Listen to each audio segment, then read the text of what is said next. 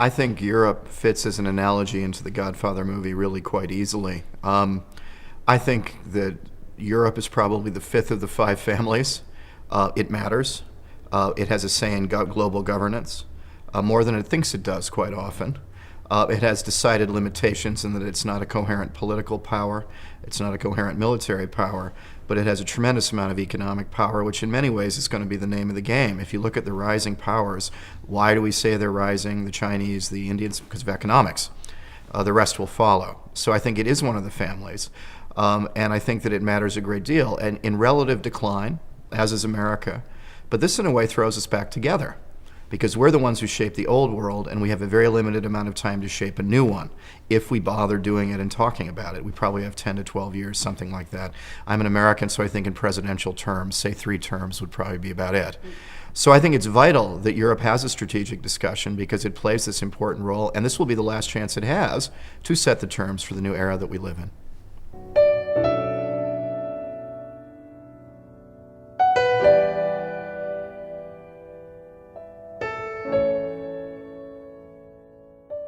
I think that there is a union in Europe, but you're right to talk about the lack of coherence. I mean, and really, we found this out over the financial crisis. Crises tend to clarify problems.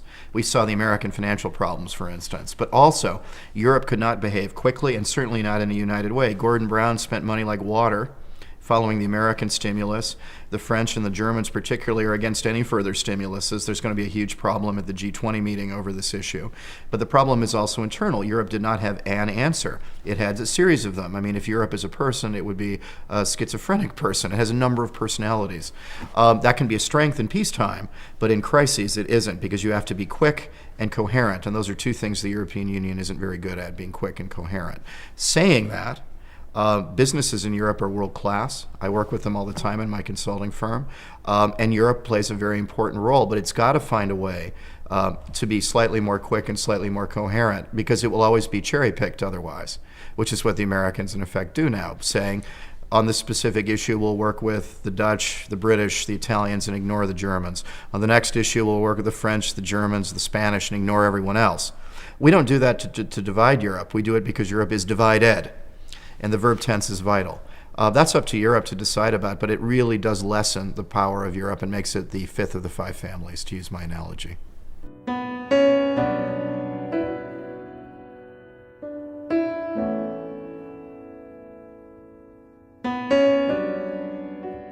I think a multi-speed Europe is inevitable.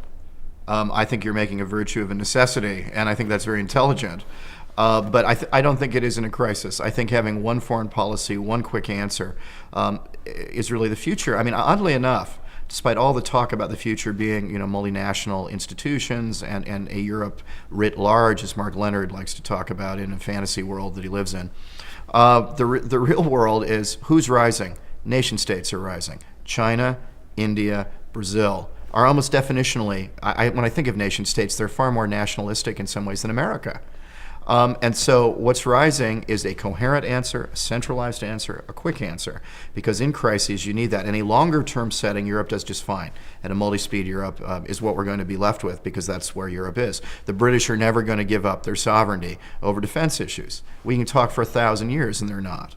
On the other hand, the other countries in the center of Europe want to move forward, so that's what we're going to have. But does it limit the scope and range of Europe? I think certainly it does, but I think you're making a virtue of a necessity. That's the way it is.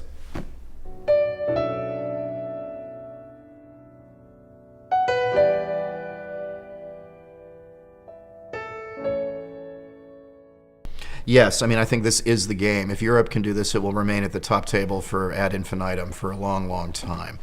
And the safety net's wonderful. I live here. Nobody's doubting it. But is it sustainable demographically? The answer would be absolutely not. What's going to have to happen is 3 things. Benefits are going to have to be lowered in a rational discussion internally. I see no signs of that in Germany, where I live yet.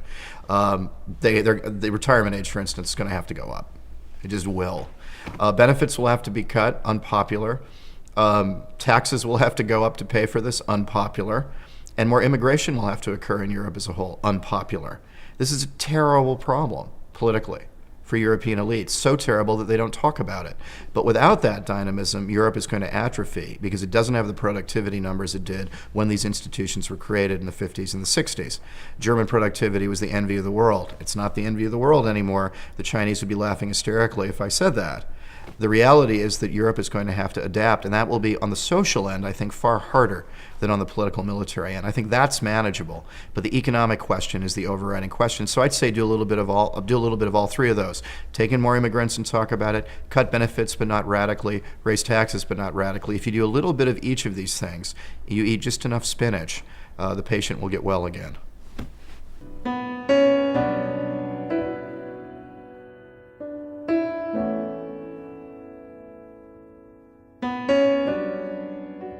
I think the Americans and the EU can work together very well again if the Americans level with Europe. And the first thing to say is, you want the multilateral institutions to work. This is the foremost point of European foreign policy. They don't work right now. We agree. Why don't they work right now? Because the players are the result of a 1945 settlement, not a 2009 settlement. Europe is hopelessly overrepresented in the IMF, the World Bank, the UN Security Council, everything. It needs to change that. Now, to change that, it's going to want something in return, and what it gets in return are multilateral institutions that work, that include the BRICS, Brazil, Russia, India, China, South Africa, Egypt, the rest, the Indian Ocean Rim, and it gets to set the terms of this new agreement. That would be the broad informal agreement I would make with Europe. You're going to get the world you want, a multilateral world with functioning, relatively responsive multilateral institutions that do show the power realities of 2009. But to do that, we both, the Americans to some extent and Europe to a larger extent, will have to have a cut in authority in these groups. And in return for that cut, you will have a say setting the rules at the beginning of doing this. That, to me, is the grand bargain that needs to be struck between the United States and Europe conceptually. If we do that, that's a bargain I think many far-sighted European statespeople would be very eager to accept. And Obama's mumbling things like that. But he hasn't gotten there yet. But I think that in the second term, this is going to be a very important issue.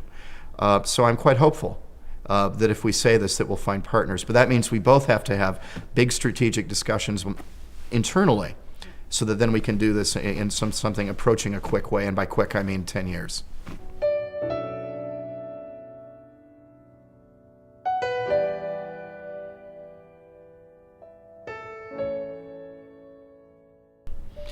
I think the specific role that the Netherlands can play in this constellation is, to use the Godfather analogy, is the younger brother of one of the five families, the smart younger brother of one of the five families, the fifth family.